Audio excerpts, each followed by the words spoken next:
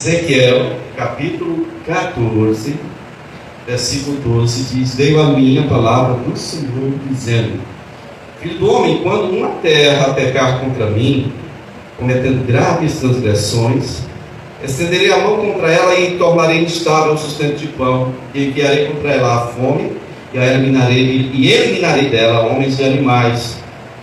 Ainda que estiverem no meio dela esses três homens, Noé, Daniel e Jó, eles por sua justiça salvariam apenas as suas próprias vidas, diz o Senhor Deus. Ou seja, nem os filhos iriam escapar do juízo de Deus. Amém?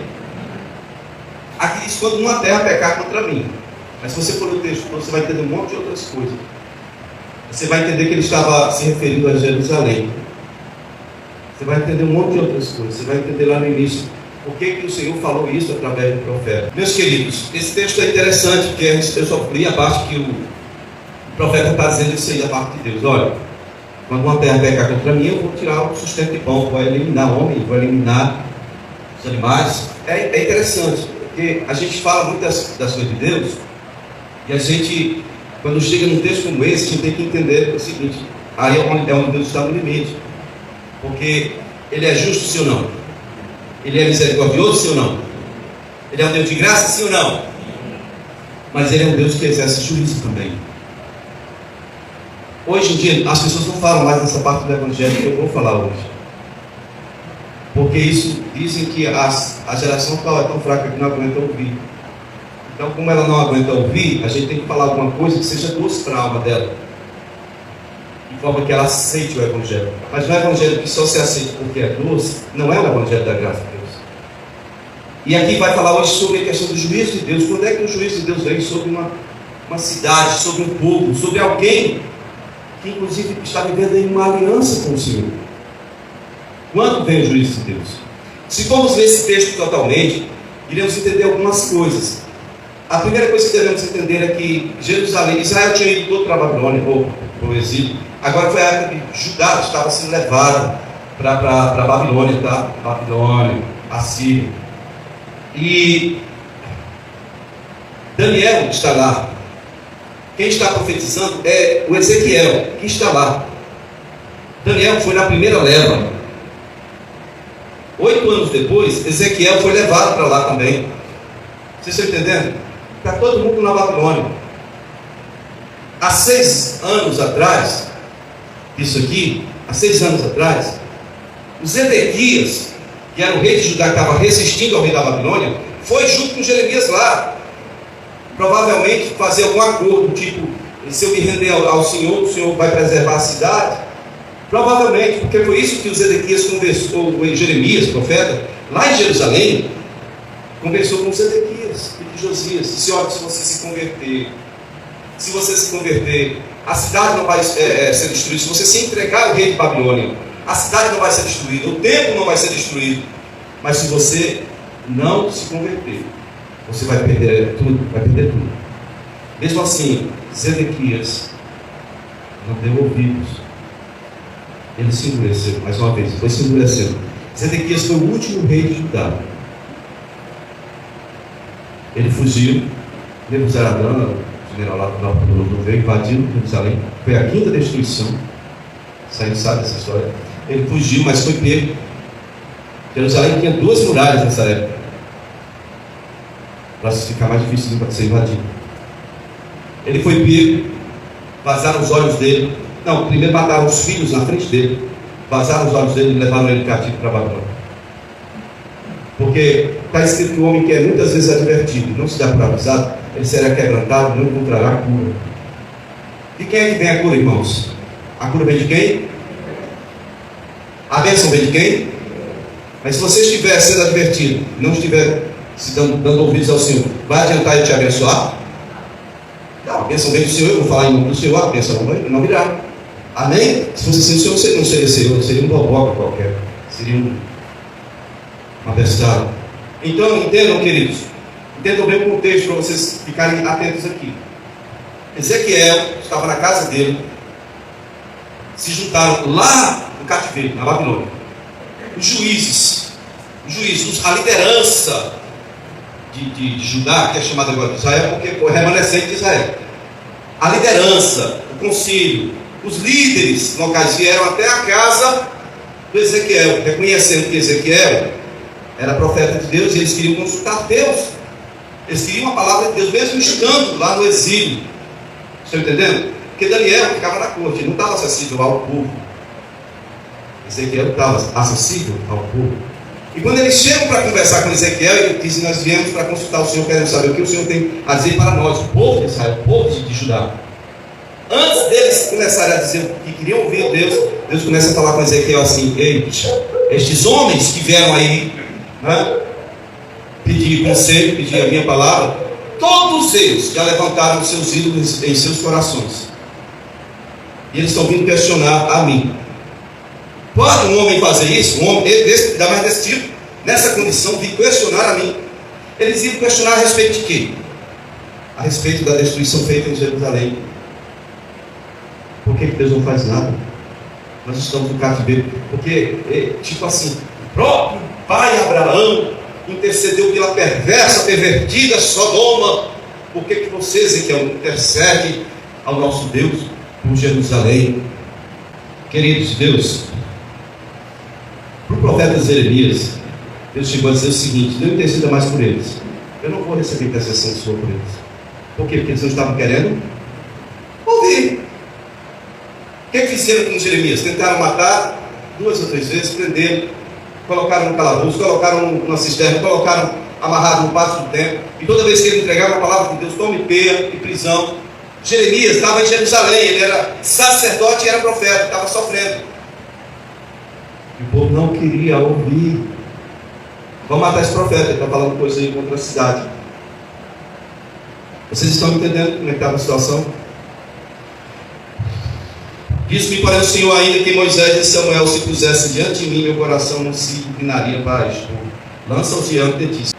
Irmãos, Deus vem prometendo 4 ações de juízo contra uma cidade, um povo, uma terra, quando peca contra ele. Mas é qualquer terra? Não, entenda. De forma geral é qualquer terra, certo? Porém, todavia, em todo caso, entenda. Quando ele diz assim: quando um povo pecar contra mim, ele está falando, fazendo menção de um povo que tem aliança comigo. Pecar em quê? Quebrando a minha aliança. Pecar em quê? Deixando de ouvir aquilo que eu ordeno. Amém? Deus tem aliança. Nessa época Deus não tinha aliança só com o povo de Israel. Como é que ele poderia dar ordens para todos os outros? Então, quando uma terra pecar contra mim, está se referindo ao povo dele. Primeiramente, é sempre primeiro, Paulo diz, primeiro judeu, depois o grego, né? Porque primeiro foram eles que entraram em aliança com o Senhor. Quantos aqui tem aliança com o Senhor? Aliança. Tem aliança com o Senhor. Amém. Presta bem atenção, irmãos. Então veja bem que são 4 juízos de Deus para vir sobre Jerusalém. E sobre os outros povos que estão em aliança com o Senhor, mas não querem ouvir o Senhor. Primeiro a fome, né? A fome. O sustento de pão aqui não é só questão de pão, padaria, comida. Iria morrer homem e animais, crise alimentar. Tá? Depois tinha outros 3, né? A fome, a guerra, animais selvagens e a peste. Esses animais selvagens, depois que foi levado todo mundo para o cativeiro, teve uma época que o rei da Síria mandou de volta, o da Babilônia, mandou de volta para Israel, estava pedindo a Deus que mandasse alguns sacerdotes ir lá para fazer culto ao Deus local, porque eles estavam sendo despedaçados por feras. Como aqueles rapazes de Betel, lembra os rapazes de Betel? Salve, careca, vai, careca! Aí eles estendeu a mão, foi-se embora, o urso despedaçou. Pois é, então são esses juízos: fome, feras terríveis, guerra e a peste. Muito horrível o juízo de Deus. Pode aparecer só um ou outro, mas assim, a intenção é que o Senhor está dizendo o seguinte: olha, eu vou dar essa sequência aqui para você, estou dando a letra aqui. Se você resistir, eu vou contigo até onde você quiser. Começa com a fome, nesse caso aqui. Mas se você ainda se endurecer, aí vai vir a guerra. Jerusalém explicou isso. Ficou sitiada lá, não sei quantos anos. A fome também está ligada à espada, que é a guerra. Né? E as bestas feras, vamos dizer assim, as feras e as pestes vêm depois que isso tudo passa. Porque ficam corpos muitos corpos ao ar livre, apodrecendo, a decomposição dos bichos têm que comer. E aí começam a comer carne de pessoas mortas. Depois começa a atacar a gente viva, as pessoas comem de sair de casa, né? Se atacar. Porque animal é assim, o instinto é terrível. Ele hoje come um tipo de coisa, se ele gostar, vai atrás. Aí, de repente, ele vai te atacar, mesmo que você estupendo um filho seu. Então, e assim por diante. O pavor que viria ao coração das pessoas seria terrível, mas as pessoas não queriam dar ouvidos. E aí é o seguinte: o povo de Israel sempre tinha consigo uma segurança extra. Tipo, pode vir o juiz que vier, mas nós temos aqui o fulano que é um justo de Deus para livrar a cada um de nós do juízo de Deus. E o Senhor já está tirando isso essa carta na manga que eles têm, o Senhor está tirando. Ele está dizendo: olha, ainda que esteja no meio desse povo. Quem? Quais são os 3 homens? Noé, Daniel e Jó. Tem uma controvérsia sobre a questão do Daniel. Dizem ser um Daniel da época de Jó. Eu não concordo com isso nem a força, só se comprovarem dele com o teste de DNA. Mas a questão é: Daniel, ele estava ali no contexto que Ezequiel estava profetizando. Daniel foi um grande homem de Deus. Você vê, quem foi Noé? Qual é a característica de Noé? Noé é o cara que conseguiu dar livramento para a família dele quando o mundo inteiro sofreu o juízo de Deus. Sim ou não? O mundo inteiro sofreu o juízo de Deus. Ele e a família dele foram salvos. Todo mundo na família dele era justo ou tinha um coração meio perverso? O que um filho dele chamado Cã fez? Foi amaldiçoado para sempre. Então, mesmo Deus sabendo a natureza de um dos filhos dele, o Cã estava também dentro da arca. Por causa de quem? Noé. Amém, queridos? O que acontece é que, quando fala assim, que ainda que esses 3 homens estejam no meio do povo, eles vão escapar pela justiça deles, nem os filhos vão escapar de quê? Do meu juízo. O que Deus está querendo dizer é que esses 3 homens têm uma ligação no sentido de que foram reconhecidos como justos diante de Deus, que não é o caso de Ló, né? Depois a gente fala de Ló. Me lembro, tá? Se eu esquecer, que eu não estou mais fazendo esboço não, só procuro alguma anotação, ok? Mas, queridos, Noé foi o cara que salvou a família dele no momento em que o mundo inteiro, diga o mundo inteiro, estava pervertido e julgado por Deus. O Senhor falou: não tem mais como, eu vou fazer um limpa. Noé foi o cara que foi visto aos olhos de Deus como justo. Amém? Ok. Jó era da época do Abraão. Aí você pergunta: por que entrou Daniel e não Abraão, né? Abraão é o pai da fé. Abraão é chamado de amigo de Deus. Mas você quer comparar Abraão com Jó, meu irmão? Abaixo de Jesus, o elogio que ele fez para João Batista, né? Porque Jesus falou assim: ó, ninguém, dentre os homens nasce de mulher, ninguém é maior do que João. O menor homem do céu é maior que ele, mas nasce de mulher, o maior homem que existiu é João. Amém? Mas quando você vai ler a história de Jó, Satanás penetra, chamado de penetra, entra numa festa de ser convidado. Ele chega na reunião lá, os filhos de Deus, e o Senhor diz assim: de onde vem Satanás? Ele diz: vem de passar pela terra, rodear pela terra, andar pela terra. Aí Jesus: você viu lá Jó? O que Deus diz a respeito de Jó? Quero ouvir, sabe? Homem reto, o que mais? Íntegro, temente a Deus, e o quê? Não era eu dizendo isso, não, era Deus que estava dizendo. E Deus acrescenta: não tem ninguém na terra como ele. Meu irmão, Abraão fica onde? Rapaz, pode ficar no segundo lugar para lá, até o milésimo. Mas nesse caso aí, o primeiro lugar é Jó. O Senhor disse: não há nenhum na terra como ele. Amém? É o testemunho de Deus que nós procuramos obter. O que as pessoas pensam de mim, o que elas falam de mim, meu irmão, eu estou caminhando, eu não me importo. Eu não estou nem aí. Agora, o testemunho de Deus, esse eu tenho que abrir os meus olhos. Eu tenho que obter.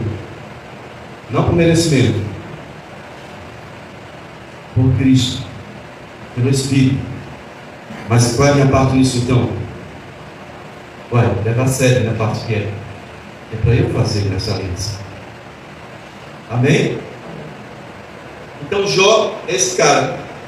Imagina o seguinte: quem leu a história de Jó? O que eu aprendo com esse livro? Assim eu li, faça assim para mim. Olha,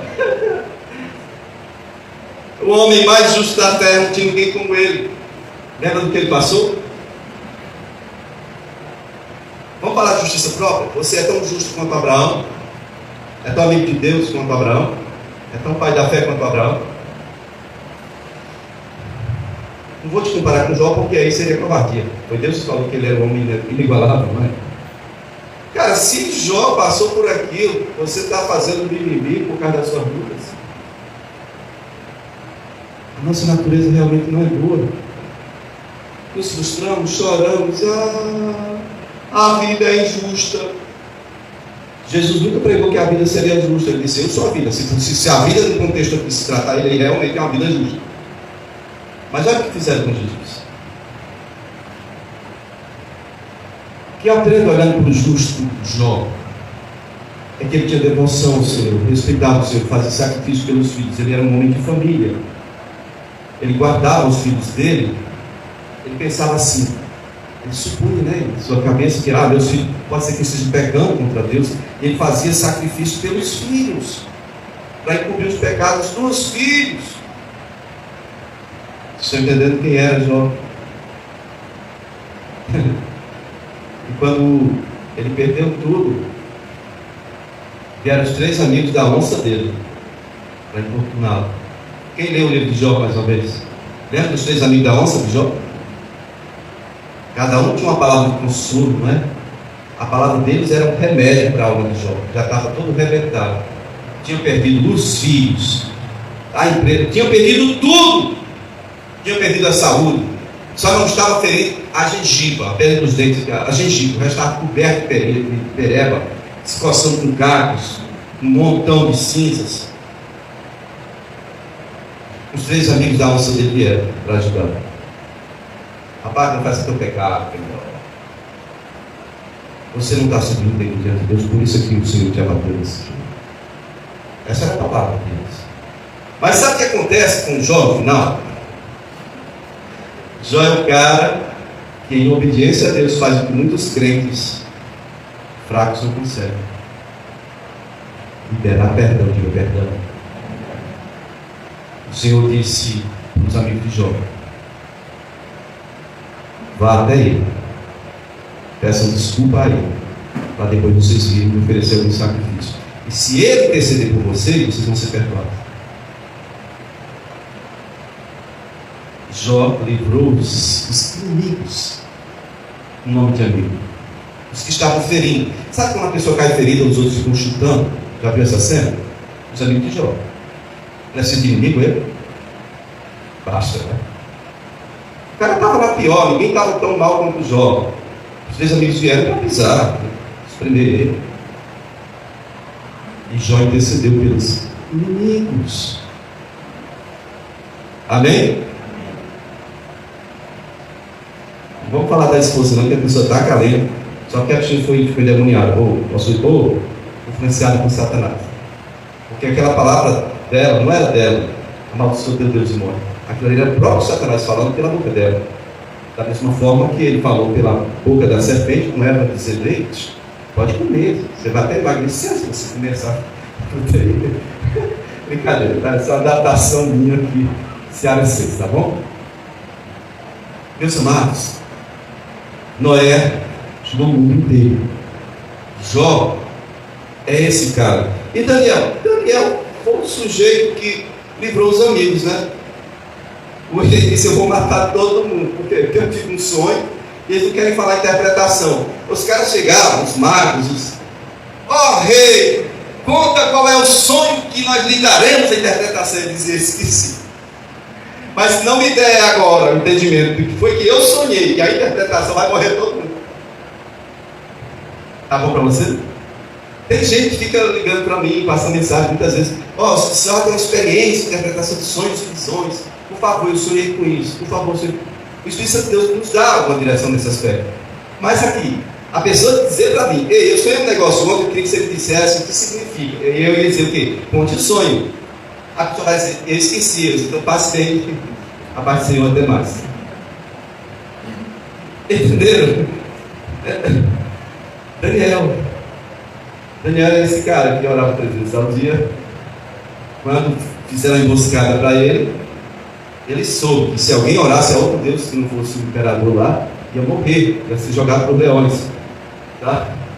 Primeira coisa que ele fez é o quê? Decreto, tá bom, está na hora da minha oração, dá licença. Foi orar. Abriu a janela na direção de Jerusalém e foi orar. Não se deteve por ameaça ou por qualquer coisa que fosse. Ele levava Deus a sério, sim ou não? Algumas pessoas hoje procuram um motivo para quebrar sua agenda de compromisso com Deus. Rapaz, deixa eu olhar o que eu vou inventar hoje para poder, quando é aula e quis matar a aula, né? Vou matar o culto de hoje, mas qual é? Inspira. Cá, vem cá, eu sei que você fala. O que eu vou inventar? Só tem 2 coisas, dor de cabeça ou caganeira.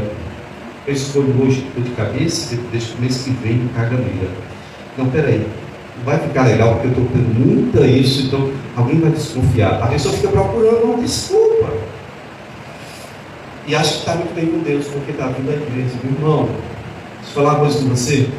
Se você estiver diante de Deus, você pode estar mais quebrado do que o que eu estou. Você pode estar mais miúdo, sabe, moído, do que qualquer um, do que Jó. Se você está diante de Deus e leva Deus a sério, você está melhor do que todos que vêm só para você e parece que estão bem. Mas se você não está levando Deus a sério, de falar a verdade, pode ter a aparência que tiver, você não está valendo nada.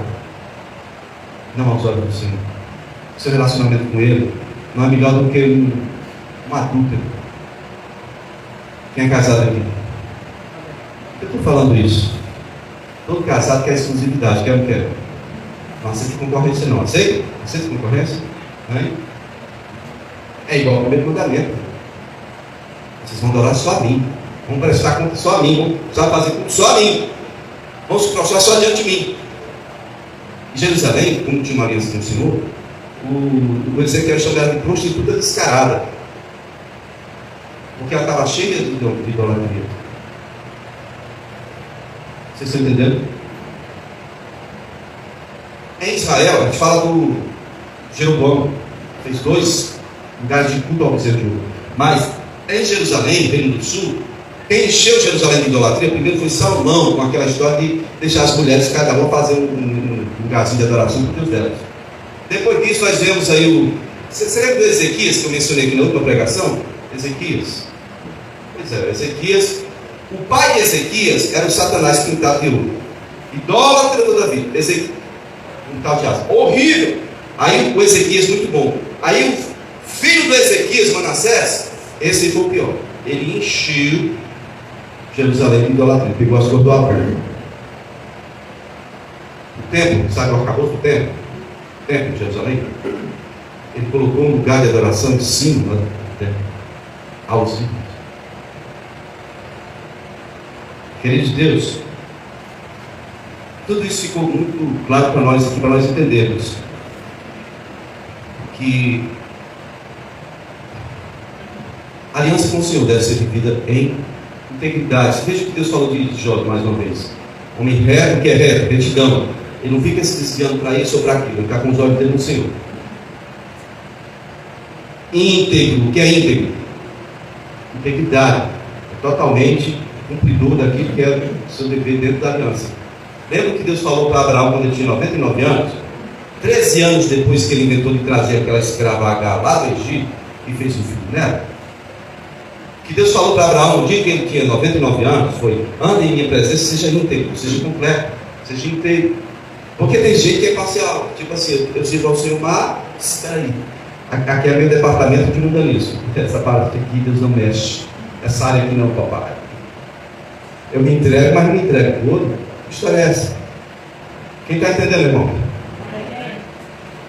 Integridade, se entregue todo, irmão. E se você não entregar tudo que está relacionado à sua vida, o diabo vai entrar pela parte que você não entregou. Se renda todo. Não fique com esse negócio de aqui uma partezinha que eu tenho que decidir. Não, irmão. Você quer safadeza só não. É um engano de Satanás. É um engodo da sua carne para te lascar. Porque sem Deus você não vai poder. Vai pedir ajuda de quem? Do diabo? se Deus te abandona. Se você virou as costas para Deus, quem é que vai te ajudar? Irmão, tem ninguém que possa te ajudar não. Então se renda, seja íntegro totalmente do Senhor. Amém? Tem coisas simples na Bíblia que eu não entendo. Assim, uma pessoa normal não iria relevar, mas Deus não releva. Eu estou cansado de falar de coisas simples. Deus mata por causa de coisas simples. Tem coisas que aos meus olhos parecem mais complicadas e Ele espera. Por exemplo, os sacerdotes que entrassem no lugar santo, sem lavar as mãos e os pés, depois de ter sacrificado o animal, está sujo de sangue, os pés eram descalços, lá na terra, lá no tabernáculo. O Senhor disse: se entrar dali para cá, sem lavar as mãos e os pés, eu vou matar quem fizer isso. É uma coisa simples, irmão, né? Mas na correria podia ser que algum deles esquecesse de lavar as mãos e os pés e ia morrer por causa de uma coisa simples, não é? Sim ou não? Olha, irmãos, no segundo livro de Samuel, lá no capítulo 24, você vai ver uma história de Davi. Davi só tendo vitória, sabe? Aí ele tentou fazer um recenseamento para saber quantos homens de guerra existiam. Joabe, que era o general de Davi, era tio de Davi, disse: ó rei, meu senhor, não faça isso. Isso seria tirar a glória de Deus, porque nós sempre tivemos vitória, porque o Senhor é conosco. Não tem nada a ver com o número de soldados. E o rei decretou lá, a palavra do rei prevalece, não é? Pronto. Então, se você olhar o versículo Samuel 24:8, diz assim: percorreram toda a terra, ao cabo de 9 meses e 20 dias chegaram a Jerusalém. Deu Joabe ao rei o recenseamento do povo. Havia em Israel 800 mil homens de guerra que puxavam da espada, e em Judá eram 500 mil. Rapaz, o coração se enche, não é? Mas na hora se encheu de temor, de medo. Quando Davi olhou esse número, sabe como você sente assim: vixe, eu errei? Pois é, se você for olhar lá no Samuel 24:12, o Senhor fala através de profeta Gade. O Senhor diz para Davi: 3 coisas eu te ofereço, escolhe uma delas para que eu te faça. Veio, pois, Gade a Davi e fez saber, dizendo: 7 anos de fome sobre a sua terra, é isso que você quer? Ou você quer que por 3 meses você fuja de diante dos teus inimigos e eles te persigam? Ou você quer 3 dias, sabe, 3 dias haja peste na terra? Parece o juízo de Deus, né? Fome, guerra, peste. Davi disse: eu não vou escolher isso. Caiamos nós na mão do Senhor e não na mão dos homens. Deixa o Senhor escolher. É melhor que seja a peste, que é só 3 dias passa de dia. Depois dele o capítulo, você vai ver quantos morreram, quantos foram dizimados por causa de uma escolha dura de um rei que queria saber quantos soldados tinham lutando por ele na guerra. Qual é o problema de você saber quantos soldados tinham lutando por você na guerra? Não tem problema nenhum, desde que você não seja Davi, porque ninguém consegue numerar as vitórias que Davi teve, mas em nenhuma delas foi porque ele tinha muito soldado. Com isso ele disse: obedecer o Senhor pode. O pior não é só a questão de ter perdido tanta gente. Assim, quando o negócio é contra você, é um tipo de dor. Quando é o seu povo que está sofrendo para um governante que ama o povo, que ama o Senhor, isso é letal. Isso foi muito ruim para Davi. Ele poderia ter, sabe, evitado isso, sim ou não? Teve um general, Joabe, para falar. Quantas vezes nós estamos para fazer uma coisa tola, uma coisa besta? Ah, eu vou a tal lugar. Mamãe, deixa eu ir. Não vá não, minha filha. Pai, eu quero ir em tal lugar. Vá não, meu filho, vá não. Porque eu estou sentindo aqui no coração que não é para você esse lugar. Eu só tenho e vai. Eu nunca vou esquecer, na minha adolescência, uma história que foi muito cruel, aqui em Moeiro. 2 meninas que morreram vítimas de um acidente perto da calçada da igreja. Isso, a geração seguinte ainda vai falar disso. Você lembra? Quem da minha época lembra? Conta a história que a menina pediu a mãe para ir na barragem, que era um lugar que ia do outro lado do estado para cá. Tinha época que fazia carnavais ali, naquele lugar que hoje é largado, né? A menina queria ir lá, a mãe disse: não, vai não, meu filho, tal. E vamos almoçar. E a menina foi e fugiu, saiu pela janela. Próxima notícia da filha, ela achava que estava no quarto. Não, tá bom. Teve um acidente. Horrível, isso foi aqui em Moeiro, há muito tempo atrás, mas foi aqui em Moeiro. Só estou dando isso como exemplo, porque foi notificado aqui, na cidade inteira, certo? E muitas vezes nós aqui fazemos coisinhas simples, mas coisinhas que Deus diz assim: ei, não faça isso não. Mas é tão simples, eu vou fazer. Não faça isso não. Você vai e faz. Vocês estão entendendo, irmãos? Tem coisas que parecem ser bom, mas no final dá em morte. Tem coisas que é simples, mas seria muito mais simples você dizer: não vou fazer isso. Por quê? Porque Deus não está dizendo que é para mim. Ele não aceita que eu faça isso, eu não faço. Ah, mas todo mundo faz. Eu não sou todo mundo, meu irmão. Amém? Eu não sou todo mundo. Eu sou alguém que tem uma aliança com Deus, tem que levar a sério. Às vezes eu digo para as pessoas, elas não entendem. Você já viu alguém tropeçar numa carreta? Você tropeça em sabugo de milho, escorrega em sabugo, né? Você tropeça em pedrinhas. Então, você acha que isso é pecado se você fizer uma coisa monstruosa na dimensão de uma carreta. Mas tenha cuidado, o Deus com quem você tem uma aliança, Ele às vezes proíbe você de fazer coisinhas pequenas, coisinhas simples. E você às vezes vai se dar muito mal e vai marcar muito por fazer, teimar contra Ele e fazer aquilo que Ele não lhe manda fazer. E depois você ainda vai querer dizer que a vida é injusta e que Deus, por que Deus deixou isso, por que isso, por que aquilo. Quando o problema é você, a sua forma de ouvir Deus. Amém? Tem coisas que parecem ser simples e boas e terminam em morte. Você está entendendo? Às vezes o Espírito Santo de Deus está um comando. Tipo, não fala isso. Você vai e passa por cima dele. Não faça isso. Vocês estão entendendo, irmãos? Não é simples você viver sob a liderança do Espírito Santo. Às vezes vocês estão para fazer um negócio qualquer, assinar um papel qualquer. Olha o Senhor. Se você, então eu tenho que pedir licença para orar. Irmãos, vocês podem orar em todo o tempo. Vocês podem estar aqui conversando com pessoas. Eu não vou pedir, por favor, Rebeca, se tem alguma coisa aí. Você vai falando aqui. Com uma pessoa você fala aqui, mas com Deus você fala aqui. Deixa eu ver qual é a real aí. Amém? Agora, quando a gente está na carne, não tem como a gente agradar a Deus. Como é que a gente está na carne? Quem é que não entra na carne aqui? Não, aqui, pastor, todo mundo é espiritual. Só se for na hora do culto. Porque em sua casa você entra na casa. Todo mundo entra. Na hora do culto, todo mundo é santo. Todo mundo trata bem todo mundo. Eu quero ver lá em casa, quando o negócio aquece, pega fogo até na caixa d'água. Você fica dando louvores a Deus, dizendo: mata aí, esses ratos aí, essas paradas. Ô, aleluia, eu vou continuar adorando. É assim que fica isso, cara? Conversa, irmãos. Sua língua posso para você falar, você dá para cá. Todos nós damos. Temos que ouvir o Espírito Santo. Irmãos, o juízo de Deus vem por coisas simples. Qual era a coisa simples que Jerusalém tinha que ouvir? Ei, se renda ao rei de Babilônia. 1.200 vezes, 1.200, 1.300, 1.500 vezes. Jeremias pode ter dito isso para ele, para o rei de Zedequias. Ei, se rende ao rei da Babilônia. Não vai acontecer nada com a cidade, o templo não vai ser destruído e a sua vida e sua família vão ser preservadas. Ele quis ouvir? Não. Quantas vezes nós endurecemos a nossa serviço e fazemos ídolo em nossos corações? Olha que ironia. O povo que estava no cativeiro é um remanescente que vai voltar. Todo topo vai voltar lá da Babilônia, falando outro idioma, aramaico agora, não mais hebraico, com outra cultura, o Deus de Israel, Yahweh, o Eterno, Yahvé, chama como quiser, agora é o Deus do céu, é o mesmo sol, lá dos persas, sabe? Aí voltar para cá. Até o dia de falar, meu Deus do céu, não tem nenhuma relação com Deus da Bíblia, tá? Não estou dizendo que é pecado você falar isso, só quero colocar vocês dentro do contexto só. Meu Deus do céu é o sol, tá?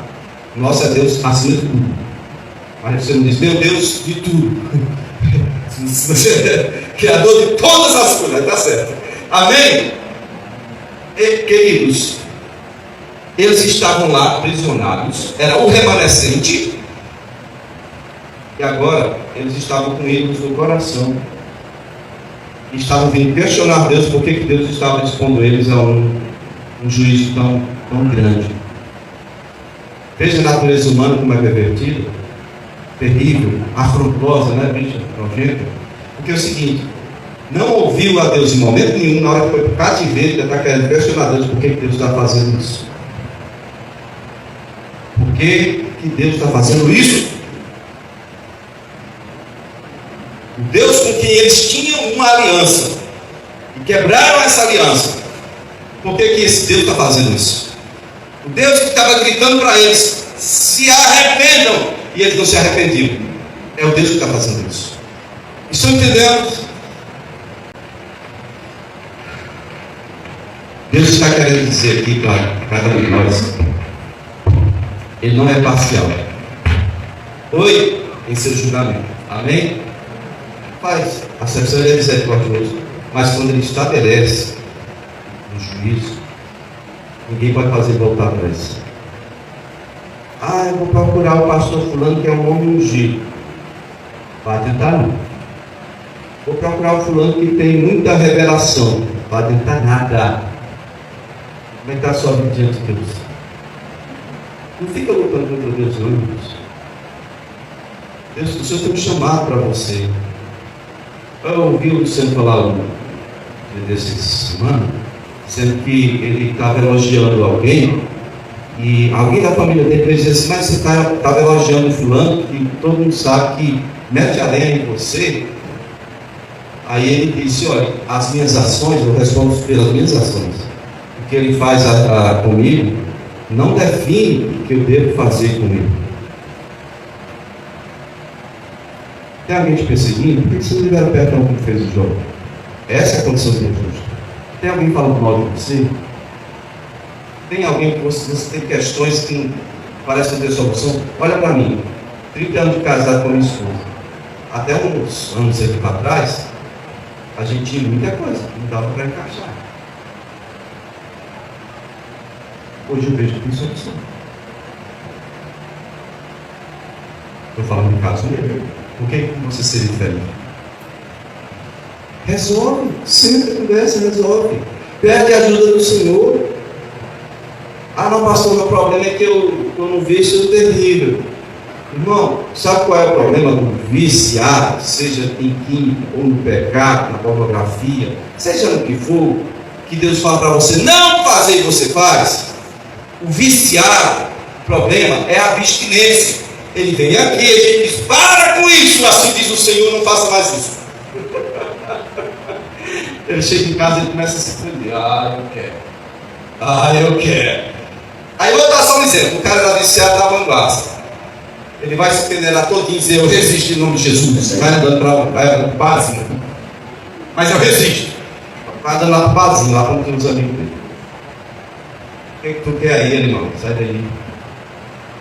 O diabo vai te matar. Ao invés de se esconder na hora da abstinência, ele faz se apresentar no lugar onde ele é mais fraco. É pornografia, está pedindo: corre, animal! Corre para cima, não corre para longe não. José correu para cima da mulher, foi José lá no Egito. Aí veio a mulher do Potifar, que valia mesmo uma cibaleira no caráter dela. Quando ele viu a mulherão, ele correu para cima, foi: meu amor Zezinho, eu quero você, eu também quero, madame. Correu para cima, foi assim. Ele correu dela, não foi para ela não, irmão. O cara está lá no celular de boa. Irmão Google é irmão de quem é irmão, tá ligado? Mas tudo quanto é miséria tem ali. Aí vem aquela ideiazinha, o Satanás sopra na mente dele: rapaz, não tem nada para você fazer agora. Vamos ver pornografia, doido. Ele diz: é mesmo, né? Tem nada a ver. Olha uma pornografiazinha. Aí você chega aqui e quer ver a glória de Deus com os mesmos olhos que você está curtindo pornografia. Vai tomar vergonha na sua cara. Eu quero ver a glória de Deus. Não quer ver nada, rapaz. Se quisesse ver a glória de Deus, você faz a aliança com seus olhos também. A aliança que você fez com Deus é só de boa? Vocês estão entendendo? É assim que Deus trata, irmão. É coisa simples. Não, meu problema é o seguinte, pastor: eu aguento ter um negocinho pequeno que eu quero levar lá para casa. O caneta linda. Nada de língua. Não custava nada eu pedir, né? Aleluia. Apesar de ser, conseguiu uma canetinha. Pertomania para o meu filho. Quanto é que vale isso aqui? Alguém sabe quanto é que vale a canetinha da R10? Hã? R$1 e pouco? Você daria seu ar, sua alma ao diabo? Você entregaria sua alma a ser condenada pelo diabo por R$1 e pouco? Porque espiritualmente falando, tanto faz você roubar uma canetinha ou uma Lamborghini. Deus não está dando valor assim, não sei. O que Ele está vendo é: você está em minha presença. Não ponha outros diante de você, só eu que tem que estar dentro de você. Mas está doendo, sou eu que está lá. Está difícil, está chorando, é o Senhor que tem que estar lá. Eu estou confuso, é o Senhor que tem que estar lá. Amém? Porque se você for por esse caminho, que Deus está avisando você, e você não se dá por convencido, você vai ser quebrado, irmão. Olha, você vai correr para o pastor. E o pastor ora, a igreja ora. Vamos fazer agora uma campanha de oração pelo irmão, pela irmã. E não acha cura. Por que não acha cura? Quantas vezes o Senhor disse: ei, controla a tua língua dentro da tua boca? Ai, não, eu não consigo, pastor, eu sou fraco. É? Bom, precisa ser. Existe um negócio chamado domínio próprio. Isso não está em nós. Isso é obra do Espírito Santo.